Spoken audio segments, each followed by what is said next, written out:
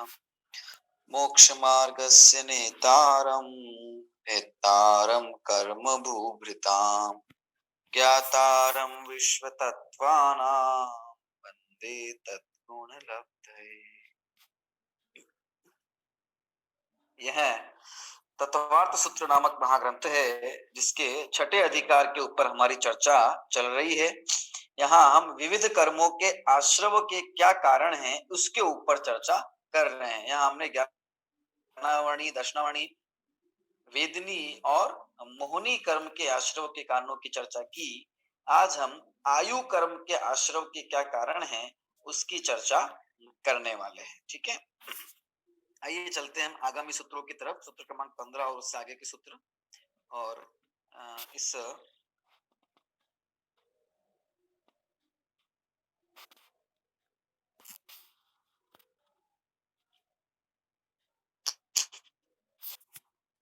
आयु कर्म के आश्रव के कारणों को समझते हैं। आइए सूत्र क्रमांक सबसे पहले 15 हम पढ़ेंगे। आयु हम जानते ही हैं, आयु कर्म है ना, जिस कर्म के उदय के निमित्त से जीव विभिन्न प्रकार की आयु में एक निश्चित समय तक रुका रहता है। ठीक है ना,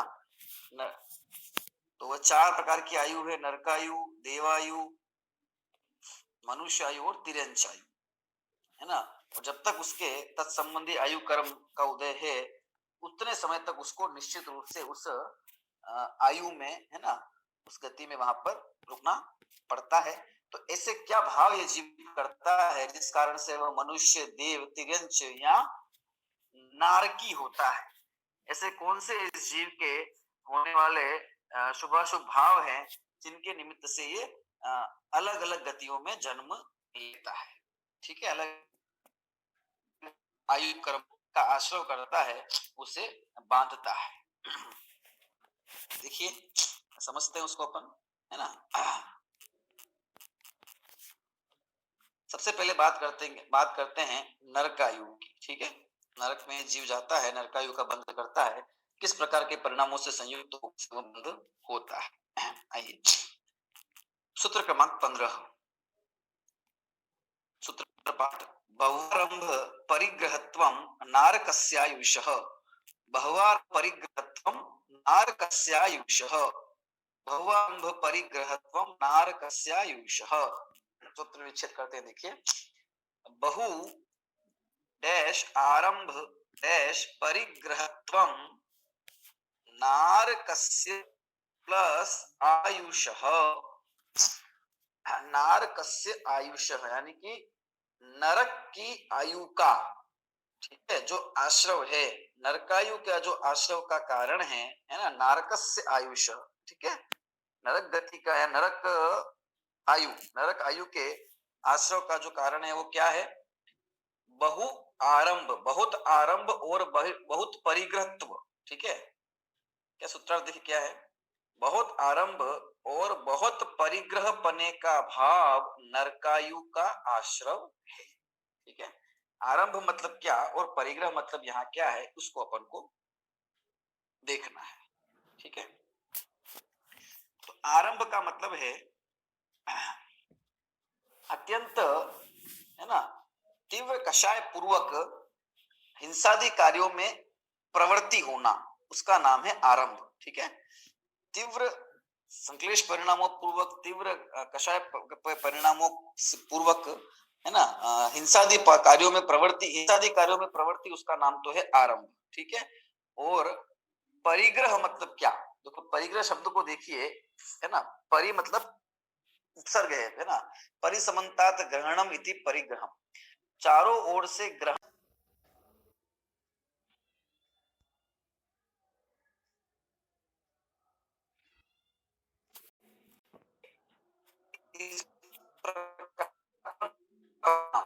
ये वस्तु मेरी, इस प्रकार का जो ममत्व का परिणाम है उसका नाम है परिग्रह।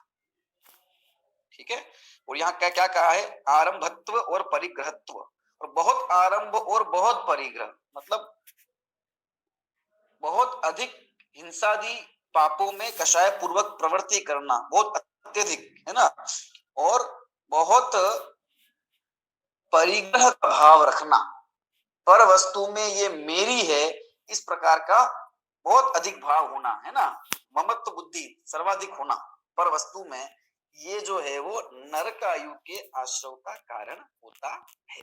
ठीक है, इसके कारण से ये जीव नरकादि में गमन करता है और वहां अत्यंत संक्लेश भाव पूर्वक दुख को उठाता है। ठीक है, तो बहुत परिग्रह रखने के लिए बहुत सारी वस्तुएं हमारे पास में हो ये आवश्यक नहीं है। वस्तु नहीं है फिर भी परिग्रह का भाव, मूर्छा का भाव, ममत्व का भाव हो सकता है ना। तो वह जीव भी अत्यंत परिग्रही है, वह जीव भी नरक में जाएगा, जा सकता है ना। ममत्व का भाव, ये मेरा है, ये मेरा है, ये मेरा हो जाए, मुझे मिल जाए, है ना, इस प्रकार की प्रवृत्ति। ठीक है ना। और बहुत आरंभ है, आरंभ मतलब क्या ना, हिंसादि कार्यों में प्रवृत्ति। तो क्रोध कषायों की तीव्रता पूर्वक, क्रोध कषाय की तीव्रता, लोभ कषाय की तीव्रता, मान कषाय की तीव्रता अथवा माया कषाय की तीव्रता, कषायों की जो अत्यंत तीव्रता है, कृष्ण लिस्या से युक्त जो परिणाम रखने वाला जीव है ना, कृष्ण लिस्या से युक्त जीव जो होता है वो नरक गति में गमन करता है। ठीक है, नरक में गमन करने वाले जीव कृष्ण लिस्या परिणामों से युक्त होते हैं। तो वे तीव्र कषायों की, उसकी तीव्रता बहुत ज्यादा है। ठीक है ना, प्रत्येक कार्य को करते तीव्र तीव्र परिणामों से युक्त होकर करता है, तीव्र राग करता है, तीव्र द्वेष करता है। ठीक है, और बहुत क्रूरता जिसके स्वभाव में हो। ठीक है, बहुत अधिक असत्य वचन बोलता हो। ठीक है, पांचों ही पापों में, हिंसा, झूठ, चोरी, कुशील और परिग्रह, पर धन हरण करने का जिसे निरंतर ही भाव रहे, दूसरे की वस्तु मुझे मिल जाए, इस प्रकार की जो सदा ही भावना करता है ना, चोरी इत्यादि करता है। ठीक है, कुशील का सेवन करने वाला अत्यधिक, और जो परिग्रह के साधन है ना, उनको इकट्ठा करने में, अथवा जो प्राप्त हैं अथवा जो अप्राप्त है, उन सब में ये मेरे हैं, ये ममत्व उसका बना रहता हो। इस प्रकार से अत्यंत कषाय पूर्वक, तीव्र परिणामों के पूर्वक, है ना, क्रोधादि पूर्वक जो कार्य करने में निरंतर लगा रहता है, ऐसा ही क्रूर जिसका स्वभाव है, ऐसा जीव, है ना, मरकर नरक आदि में उत्पन्न होता है। ये नरकायु के आश्रव के कारण इस जीव के लिए हो जाते हैं। ठीक है, तो मिथ्या दर्शन से संयुक्त ये जीव है ना, नाना प्रकार के परिणामों को करता है, तो फिर वो नरक में वहां जाता है ना। ये एक सामान्य पने से इसको हमको समझना है, जानना है। यहाँ वैसे तो हर एक गति के, आयु के, कर्म के बंध के अपने विशिष्ट परिणाम है, अथवा जब आयु कर्म का वो बंध कर रहा है जीव, तो ये निरंतर तो होता नहीं है। उस समय जिस प्रकार की परिणति इस जीव की है, तो कैसे कि नॉर्मली जैसा वो जीव का परिणाम रहता है उसका जीवन भर, है ना, प्राय उसी प्रकार के परिणाम इस जीव को बने रहते हैं। ठीक है, तो उस प्रकार से बंद करता है, और मरते समय, मृत्यु के समय वह कृष्ण लेशा के परिणामों से युक्त हो, और है ना, रौद्र ध्यान से युक्त हो, तो ऐसा जीव है नरकायु का आश्रव करता है, और फिर उसको नरक जो है गमन करना पड़ता है, और करना ही पड़ेगा, निश्चित है, क्योंकि ये आयु का जो एक बार बंद हो जाता है, तो वो जो है फिर उसमें परिवर्तन नहीं होता। अगर देवायु का है तो देवी बनेगा, नरकायु का है तो नरक ही बनेगा, कम ज्यादा हो जाए वो एक अलग विषय है। ठीक है, इस प्रकार बहुत आरंभ और बहुत परिग्रह पने का भाव नरकायु का आश्रव है। रौद्र ध्यान, 5 पापों में आनंद मानना, ये रौद्र ध्यान का परिणाम है। ठीक है, तो इस प्रकार से 5 पापों में इंसान आनंद मान रहा है ना, चोरी करने में आनंद मान रहा है, वृषा, झूठ बोलने में आनंद मान रहा है, कुशील के सेवन में, परिग्रह में जिसको आनंद आ रहा है, ठीक है, मजा आ रहा है, दूसरे जीव को मारने में, अथवा 5 इंद्रिय के विषय सेवन में अत्यंत गृद्धता पूर्वक उसमें लगा रहता है, और सारा जीवन इसी प्रकार से निकलता है, तो ये समझना चाहिए कि ये है ना नरकायु का पात्र है जीव। ठीक है, यह हमारे जीवन में ऐसी परिणति हमें विचार करना चाहिए कि इतना जो है ना, मुझे ये भाव आसक्ति पूर्वक, तीव्रता पूर्वक ये विषयों में प्रवृत्ति करने का भाव आता है, तो मेरी क्या स्थिति होने वाली है, नरकायु का बंध होने वाला है।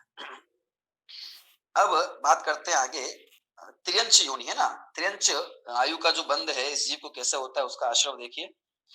तो माया तैर्यक योनस्य, सूत्र क्रमांक 16 देखिए, माया तैर्यक योनस्य, सूत्र विच्छेद, माया तैर्यक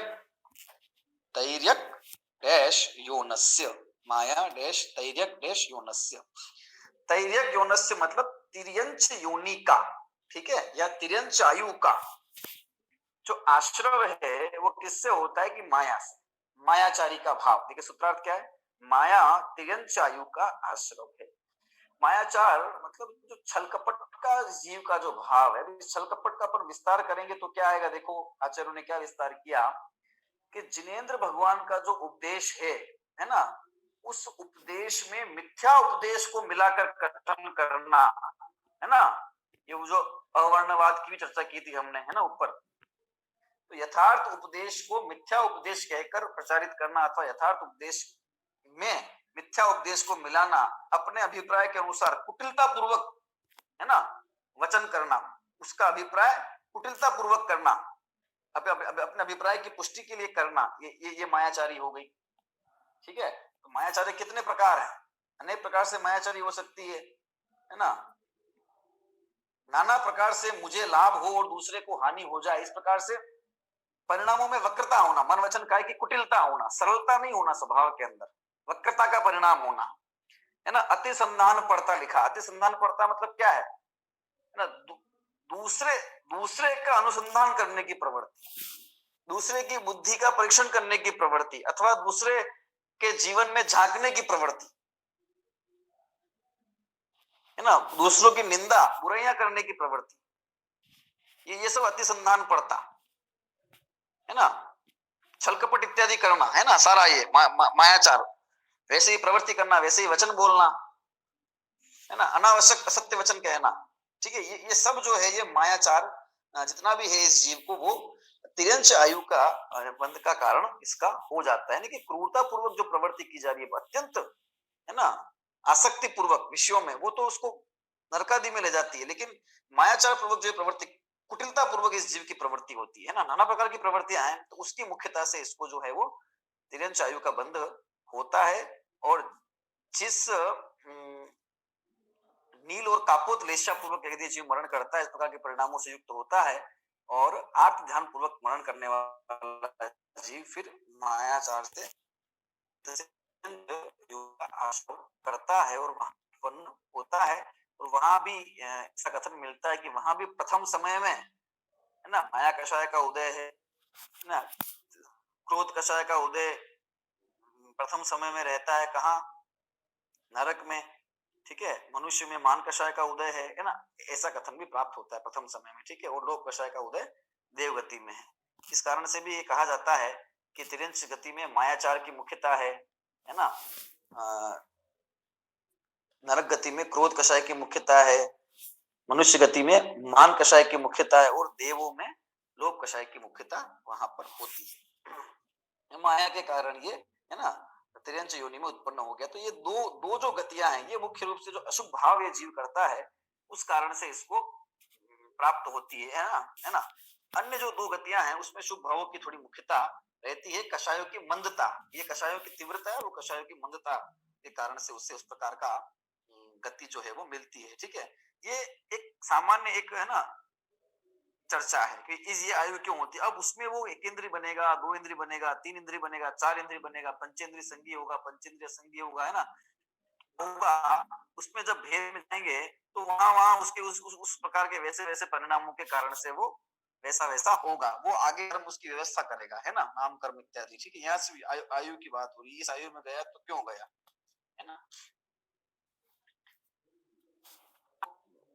भोग भूमि का तिर्यंच हुआ कि कर्म भूमि का तिर्यंच हुआ, है ना, तो उसके भी अपने कुछ विशिष्ट परिणाम होते हैं।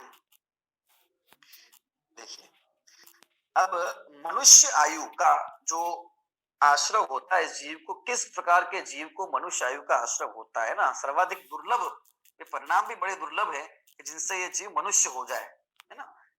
मध्यम ऐसा प्राप्त होता है, मध्यम जाति के जो परिणाम है उससे ये मनुष्य आयु की प्राप्ति करता है। अत्यंत संक्लेश रूप, क्रोध रूप तीव्र परिणामों से वो नरकादि में चला जाएगा, है ना, या अत्यंत शुभ भाव होंगे तो वो स्वर्गादि की प्राप्ति करता है। तो किस प्रकार के परिणाम इस जीव का होता है, तो उसको मनुष्य आयु की प्राप्ति होती है। देखिए, अल्पारंभ परिग्रहत्वम मानुषस्य, सूत्र क्रमांक 17, अल्पारंभ परिग्रहत्वम मानुषस्य, सूत्र विच्छेद, अल्प डैश आरंभ डैश परिग्रहत्वम मानुषस्य, अल्प डैश आरंभ डैश परिग्रहत्वम मानुषस्य। मानुषस्य मतलब मनुष्य होने का, है ना, मनुष्य आयु का जो आश्रव है वो क्या है, इसके कारण क्या है, अल्प आरंभ और अल्प परिग्रह, परिग्रहत्व। सूत्रार्थ पढ़ लीजिए, सूत्रार्थ क्या है, अल्प आरंभ और अल्प परिग्रह पने का भाव मनुष्य आयु का आश्रव है। तो आरंभ और परिग्रह क्या है ये हमने देख लिया, है ना, हिंसादि कार्यों में प्रवृत्ति वह आरंभ, है ना, और पर वस्तु में यह मेरा है, इस प्रकार का ममेदम, है ना, ये जो भाव है ये मेरा, इस प्रकार का भाव परिग्रह है। तो अल्प आरंभ और अल्प परिग्रह का भाव, है ना, हिंसादि कार्यों में जिसकी प्रवृत्ति अत्यंत ही अल्प है, कम है, परिणामों के अंदर भी कषायों की मंदता है, अत्यंत मंद कषाय पूर्वक, है ना, जो हिंसादि पापों के अंदर पांच इंद्रिय के विषयों में इसकी प्रवृत्ति अल्प है। ठीक है, अल्प का मतलब यही है प्रवृत्ति, है ना, अत्यंत आसक्ति पूर्वक प्रवृत्त नहीं होता है। ठीक है, कषायों की मंदता और अल्प परिग्रह पने का भाव, अल्प परिग्रह पने का भाव मतलब, है ना, जगत की सारी वस्तुओं को ग्रहण कर लेने की इच्छा, अधिक से अधिक मेरे पास हो, इस प्रकार का भाव, है ना, और जो है उसमें बहुत अधिक ममत्व बुद्धि होना, बहुत अधिक राग होना, तो इस प्रकार की जो भाव है वो अल्प होना। ठीक है, तो इस प्रकार के अल्प ममत्व और अल्प आरंभ के परिणामों से ये जीव जो है वो मनुष्य आयु का आश्रव करता है, ये जीव मनुष्य होता है। तो इस प्रकार के परिणाम होना भी इस जीव को दुर्लभ है। ठीक है ना, जहां जिस गति में जाता है तो उस प्राप्त पर्याय में तन्मय होकर ये मैं हूं या पाप संयोगों में ये मेरे है, इस प्रकार का गहरा भाव करता है। ठीक है, देखो एक ही जगह के जीव है, अलग अलग जगह मनुष्य है ना, वो त्रियंश में भी चला जाता है, कोई मनुष्य देव बन जाता है, कोई मनुष्य, है ना, नरक में चला जाता है। तो अलग अलग प्रकार के परिणाम उस जीव को, उस जातिगत, उस आयु के हिसाब से, है ना, मनुष्य के जैसे परिणाम है वो तो उसके होंगे, लेकिन जिन परिणामों की उसकी तीव्रता है, जिस प्रकार का उसका स्वभाव है, जिस प्रकार का उसका कषायों का उदय उसके जीवन चक्र में चलता है ना, और आयु कर्म के आश्रय के समय जिस परिणामों से वो संयुक्त होता है, उस प्रकार से फिर वो अपनी गति जो है वो बांध लेता है, उसको वैसा बंधन हो जाता है।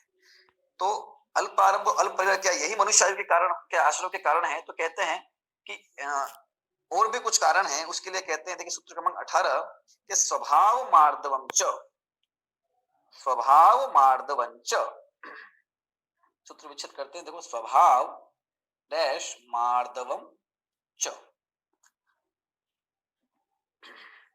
क्या कहते हैं सूत्रार्थ, स्वभाव की जो मृदुता है वह भी मनुष्य आयु का आश्रव है। स्वभाव की मृदुता, मृदुता मतलब क्या होता है, मृदुता मतलब होता है कोमलता, मान नहीं करने का भाव, है ना, सरलता का भाव, विषम आर्जव के अभाव में होने वाली सरलता, और यहाँ मान के अभाव में होने वाली, यहाँ मान कषाय की मंदता, उसको अपन मृदुता यहाँ पर कहेंगे, है ना। उत्तम जो हमारा धर्म है, उत्तम मार्दव, उसकी बात नहीं है, क्योंकि धर्म जो भी है वो आश्रय और बंध का कारण नहीं होगा, है ना, वो तो निर्जरा का ही कारण होगा। ठीक है, तो स्वभाव की जो मृदुता, स्वभाव की सरलता, स्वभाव से जो मृदु है ना, कोई व्यक्ति होते हैं स्वभाव से कुटिल होते हैं, मायाचारी करते हैं, पशु भी होते हैं स्वभाव से कुटिल होते हैं।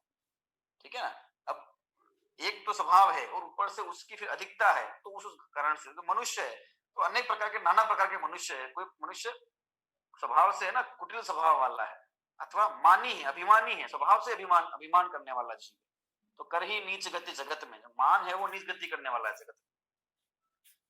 किसी भी कषाय की जो तीव्रता है वो उस जीव को गति के अंदर ले जाती है। ठीक है, मान महाविष्णु कर ही नीच गति जगत में, तो यहाँ मृदुता मतलब मान की मंदता होना, है ना, विनम्रता होना। इससे हम एक शब्द में कहें तो जो विनम्र स्वभाव वाला है, दूसरे छोटे बड़े सबका सम्मान करने वाला है, गुणीजन देव शास्त्र गुरु आदि की, है ना, अवहेलना नहीं करता, अवमानना नहीं करता, और गुणीजनों को देख में मेरे प्रेम उमड़ आवे, है ना, गुणीजनों की जो गुणवान है तो उन्हें अपन से गुणवान मानता है, स्वयं को सब कुछ नहीं मानता।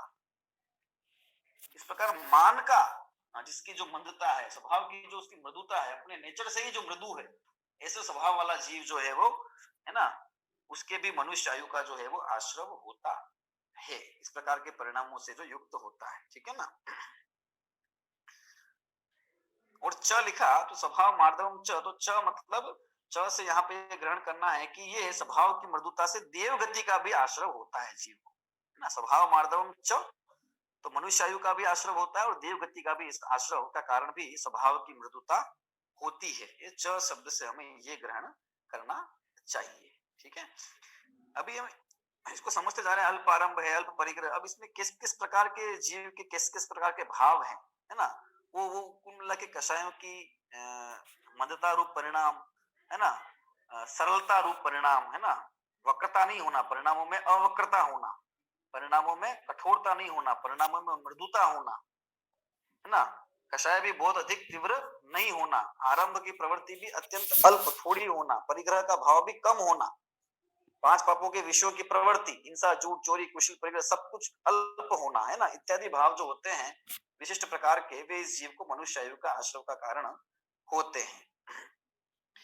और अब यहाँ कहते हैं कि ऐसे कौन से भाव हैं जो सब प्रकार की आयु के आश्रव का कारण बन जाते हैं। तो उसके लिए कहते हैं, देखिए सूत्र क्रमांक 19वां, देखिए, निःशील व्रतत्वं च सर्वेषां, निःशील व्रतत्वं च सर्वेषां, निश्चित करते हैं, देखिए हम, निःशील डैश व्रतत्वं च सर्वेषां, पुनः निःशील डैश व्रतत्वं च सर्वेषां, सूत्र विच्छेद करते हैं, देखिए, निःशील डैश व्रतत्वं च सर्वेषां, सर्वेषां मतलब सब आयु का, सारे आयु की आश्रव का कारण क्या है, यानी इस प्रकार के परिणामों वाला जीव किसी भी आयु में चला जाता है। कैसा कि निःशील, शील रहित होना, और निःव्रतत्वम, निःशीलत्वम, निःव्रतत्वम, शील रहित बना और व्रत रहित होना, ये सब आयु का आश्रव है, सारी आयु आयु का आश्रव। शील रहित जीव, व्रत रहित जीव, है ना, नरक में जाएगा, ठीक है, नरक का उसको आश्रय हो जाता है, तो प्रकार के परिणामों से कषायों की क्रूरता इत्यादि होता है, ठीक है। वो जो है वही जीव तिर्यंच आयु में भी जाता है, मायाचार की मुख्यता होने पर वो जीव, है ना, मनुष्य आयु का भी बंध करता है, आश्रव करता है, स्वभाव में उसकी मृदुता है, अल्प आरंभ अल्प परिग्रह का भाव रखने वाला है ना, सरल परिणामी जो जीव है वो व्रत बिना और शील से रहित भी है, ठीक है, मतलब व्रत से रहित है ना, तो भी वे मनुष्य बन जाता है। और देव, तो देव आयु के अंदर भी क्या व्रत से रहित, है ना, होने पर ये जीव जाता है। यहाँ उसका खुलासा इस प्रकार किया है कि देखिए, भोग भूमि का जो जीव है ना, वो अणुव्रती भी नहीं होता, महाव्रती भी नहीं होता, है ना, शील और व्रत को धारण करने वाला नहीं होने पर भी, संयमी नहीं होने पर भी वह जो है वो देवगति का उसको आश्रव होता है, देवगति का बंध करता है, नियम से मर के देव ही होता है, सम्यक्त से युक्त है तो वो, है ना, प्रथम द्वितीय स्वर्ग में देव हो जाए, वैमानिक देव हो जाएगा, है ना, और अगर बस मिथ्यात्व से युक्त है तो वो फिर भवनत्रिक में चला जाता है, लेकिन होता वहां से मरकर वो देव ही है। क्यों होता है ऐसा कि वहां पे क्षयों की के और स्वभाव की मृदुता भी है, कुटिलता का भाव वहां नहीं है, आर्जव वहां नहीं है, और साथ ही महाभिमान का इस प्रकार का वहां प्रसंग नहीं है, अधिक मान, सारी कषाय मंद होती है उस जीव, ठीक है ना, उत्पन्न होने वाले जीव की वहां परिस्थितियां भी ऐसी है ना, का कारण, क्योंकि सभी बराबर है तो फिर किस क्या मान करे, किस पे मान करे, ठीक है ना, मंद कषय होने से कोई किसी के लिए प्रतिकूल होता नहीं है, सबके लिए अपनी अनुकूल व्यवस्था है, तो क्रोध करने का कारण नहीं है, ठीक है। मायाचारी किसी वस्तु की प्राप्ति करने का भाव ही नहीं, तो मायाचारी क्यों करे जब सब कुछ सहज उपलब्ध है, तो उस जीव को लोभ, लोभ है नहीं, क्योंकि जो प्राप्त है उतना ही रहने वाला है जीवन भर, है ना, उससे अधिक होने वाला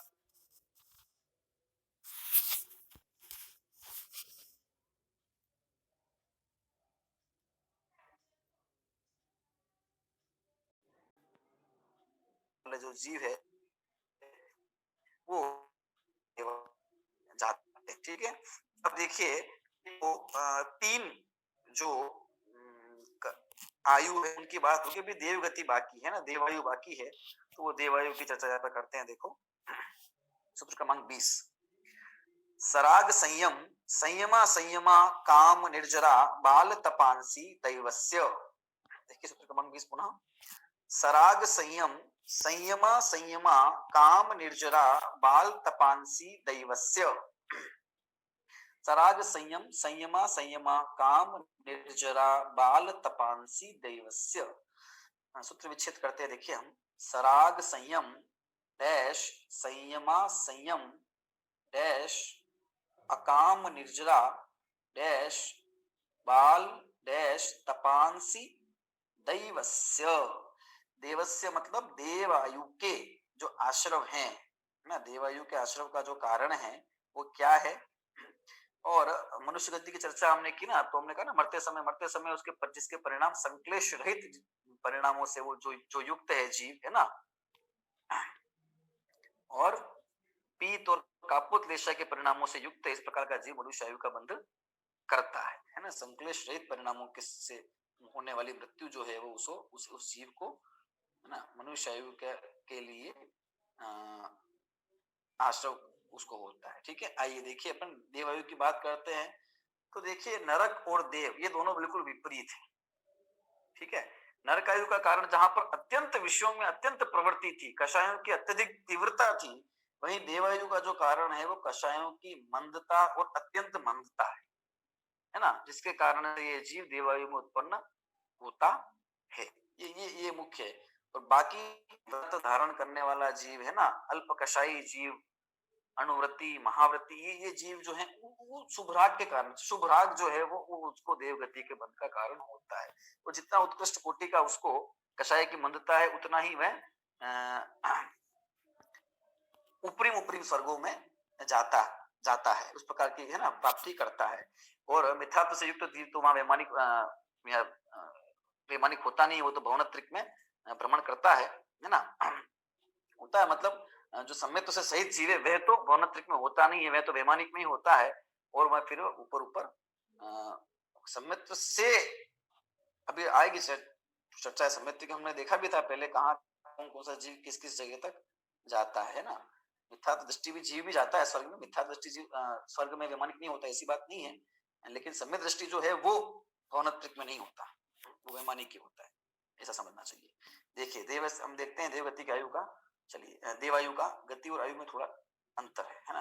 आयु सराग संयम संयमा संयम अकाम निर्जरा और बाल तप। सूत्रार्थ, सराग संयम संयमा संयम अकाम निर्जरा और बाल तप ये देवायु के आश्रम हैं। क्या है ये, तो इनकी चर्चा अपन करके आए हैं पहले है ना, वापिस इसको देखते हैं अपन। सराग संयम, राग के साथ होने वाला जो संयम है ना, तो राग के साथ होने वाला संयम यहाँ पर जो महाव्रती मुनराज हैं उनके जो तीन कषाय चौकड़ी का अभाव है, उसके कारण तो उनको संयम है, वीतरागता है। तो जितनी एक कषाय का उदय उनको बचा हुआ है चौकड़ी का, उसके कारण से उनको जो परिणति में अत्यंत मंद संतुलन कषाय के उदय होने वाला अत्यंत मंद जो राग है वो सराग संयम कहलाता है। तो ऐसे सराग संयम से युक्त जो जीव है ना, वो इस प्रकार के शुभ परिणामों के साथ मनन करके देवगति की प्राप्ति जो है वो देवायु की प्राप्ति जो है वो करता है। तो सराग संयम यहाँ पर कोई संयम जो वीतरागता है उसको है ना देवायु का कारण नहीं कहा है। वीतरागता तो मोक्ष का कारण है, आयु के किसी भी प्रकार के आयु के बंध के अभाव का कारण है, वो उसके बंध का कारण नहीं हो सकता, लेकिन उसके साथ होने वाला जो शुभ परिणाम है वह जो कषाय की अत्यंत मंदता है वह महाव्रतादि का परिणाम है। संयमा संयम, ठीक है, तो संयम और असंयम पंचम गुण अनुवृत्ति जो जीव है किंचित संयम प्रकट हुआ है, लेकिन किंचित उसको अभी संयम प्रकट नहीं हुआ है। इसको पर ऐसा कहे कि त्रस हिंसा को त्याग वृथा थावर न सहारे। ठीक है, त्रस हिंसा का तो जिसको त्याग है, लेकिन स्थावर हिंसा जीवों की जो हिंसा है उसको अभी असंयम है, इस प्रकार के अंदर में परिणति उसको प्रकट नहीं हुई है ना। ऐसा तो पंचम गुण स्थानवर्ती जीव है, तो उसके भी जो शुभ परिणाम है वह भी उसको जो है वो तीव्र शुभ परिणामों के कारण से देवायु का बंध ये जीव करता है। और देखिए अकाम निर्जरा हमने देखा है ना, मोक्षादि की मुझे प्राप्ति हो जाए, है ना, अथवा सत्य के बोध के अभाव पूर्वक केवल बाहर में तपादि करके, है ना, अथवा भोजन इत्यादि नहीं करके, उसका अभाव करके, काय क्लेश करके, नाना प्रकार के बाह्य तप करके, और है ना, जो मंद कषाय पूर्वक, कषायों की तीव्रता नहीं होने पर शांत भाव से सब कुछ पीड़ा इत्यादि सहन करने से जो कर्म जड़ते हैं, है ना, सहज वे अकाम निर्जरा है। और ऐसे अकाम निर्जरा मतलब यहाँ पर ये अर्थ है कि भूख प्यास मल मूत्र आदि की सभी पीड़ा को सहन करते हुए तपादि करता है या सहन करता है ना, और कषाय की तीव्रता नहीं रखता है, मतलब कषाय मंद रखता है, इस प्रकार का जीव जो है वह देवायु को प्राप्त करता है। और बाल तप के अंदर मिथ्यात्व के वशीभूत होकर किए जाने वाले तप अथवा वीतरागता के अभाव, अंदर में सम्यक दर्शन के बिना होने वाले, मिथ्या दर्शन सहित होने वाले जो तप है, वे सब बाल तप है। ठीक है, कीर्ति चर्चा में पंचांगी तप हो गया, अथवा कोई ऐसा नाना प्रकार की क्रियाएं हो गई, नाना प्रकार के भेष धारण करने हो गए, हो सकता है उन क्रियाओं के अंदर, है ना, अत्यंत कषायों की मंदता हो, बहुत बहुत दिनों तक भोजन नहीं करे, बहुत बहुत दिनों तक खड़े खड़े तपस्या करे, बहुत बहुत दिनों तक पांचों प्रकार की हिंसा, झूठ, चोरी, कुशील, परी, इस प्रकार का बाह्य प्रवृत्ति में इस प्रकार का कोई उसका परिणाम न हो, है ना, पर वस्तु है, पर धन है, उसको धूल के समान समझे, उसको कोई लेना देना नहीं है, कठोर ब्रह्मचर्य का पालन करे शरीर से, है ना, बाह्य में, इत्यादि अनेक प्रकार का बाल तप वो करता हो।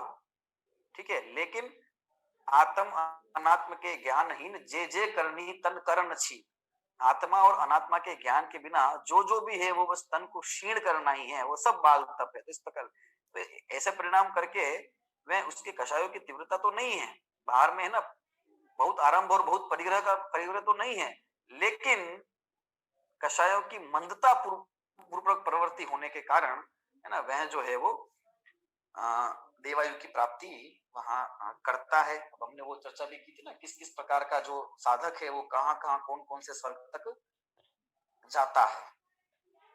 ठीक है ना, और भवनत्रिक में जाने वाले जो होते हैं वे तो मिथ्या दृष्टि होते हैं, लेकिन कषायों की मंदता उसकी यहाँ मुख्यता है, मुख्य रूप से। ठीक है, और इस प्रकार से ये चार गतियों के जो है आश्रव के कारण होते हैं, मुख्यता उन भावों की मुख्यता से यहाँ चर्चा की है। बाकी प्रत्येक गति में जाने के अपने विशिष्ट विशिष्ट परिणाम है ना, अनेक प्रकार के जीव समान लगने पर भी गति असमान या आयु उनकी असमान हो सकती है। ठीक है, तो आयु का जो आश्रव है या आयु का जो बंध है वो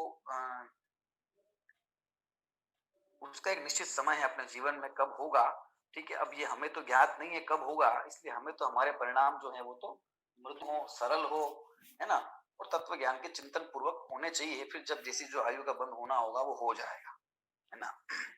और सम्यक्त्वम च, सूत्र क्रमांक 21 कहा सम्यक्त्वम च, तो सम्यक्त्वम च ये सूत्र कह के ये कह दिया कि ये जो सराग संयम, संयमा संयम, अकाम निर्जर और बाल तप ये देवायु के आश्रव कहे हैं, साथ ही साथ जो सम्यक्त्व है वो भी देवायु के आश्रव का कारण, सम्यक्त्व भी देवायु का आश्रव है, ऐसा कह दिया है ना। सम्यक्त्व भी देवायु का आश्रव है, इसका मतलब क्या है? इसका मतलब ये है कि मिथ्यात्व जो है उसके कारण उससे युक्त जो जीव है, ठीक है ना, सम्यक्त्व भी देवायु का आश्रव का कारण है। यहाँ पर सम्यक्त्व के भी देवायु का आश्रव का कारण कहने का अर्थ ये है कि भाई सम्यक दर्शन कोई आयु का आश्रव का कारण की बात नहीं है यहाँ पर। ठीक है, सम्यक दर्शन के साथ होने वाली जो शुभ परिणति है वो इस जीव को देवायु का आश्रव करवाती है, वह जीव देव होता है ना। सम्यक्त्व से युक्त जो जीव होता है, ठीक है, सम्यक दर्शन करने के बाद अगर वह इस प्रकार की आयु जो बांधता है तो वह देवादि में जन्म लेता है, देवायु का आश्रय उसको होता है। तो सम्यक्त्व के साथ होने वाली परिणति, ये जो सराग संयम है, संयमा संयम है, आदि जो प्रवृत्तियां हैं, आदि जो भाव है, आदि जो व्रत हैं, उसको वो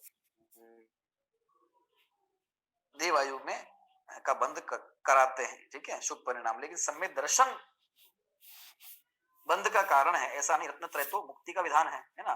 सम्यक दर्शन ज्ञान चरित्राणि तो मोक्ष मार्ग है, वो तो मोक्ष का मार्ग है।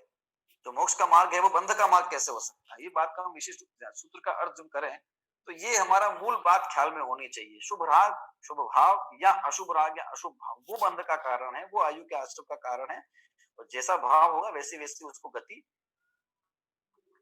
वैसी वैसी उसको आयु बंधेगी। लेकिन सम्य दर्शन के कारण से, है ना, अथवा संयम के कारण से, है ना, उससे बंध और आश्रय नहीं होता, लेकिन उसके साथ होने वाली वृत्ति है जीव की शुभ परिणति, उससे उसको बंध होता है। ठीक है ना।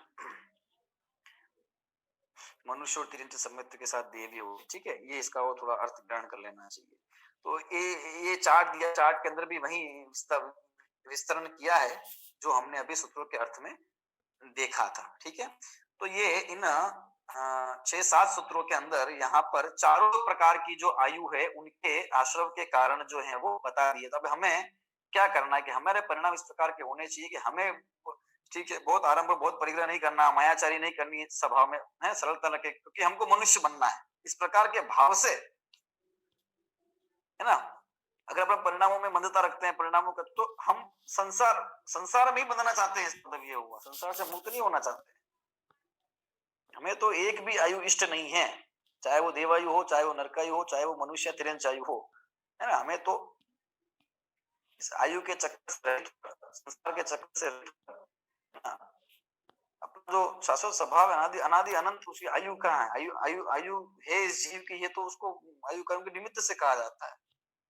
ठीक है, तो इस कर्म का अभाव हो और अपने गैक स्वरूप को हम जाने, और सब प्रकार के परिभ्रमण से, चाहे वो मनुष्य आयु हो, देव कुछ भी हो, ये तो सारा का संसार ही, से मुक्त होकर शुद्ध चेतन तत्व की प्राप्ति करें। सब पूरा करते हैं। कोई विशिष्ट बात, इच्छा हो, कोई प्रश्न हो, आप अगली कक्षा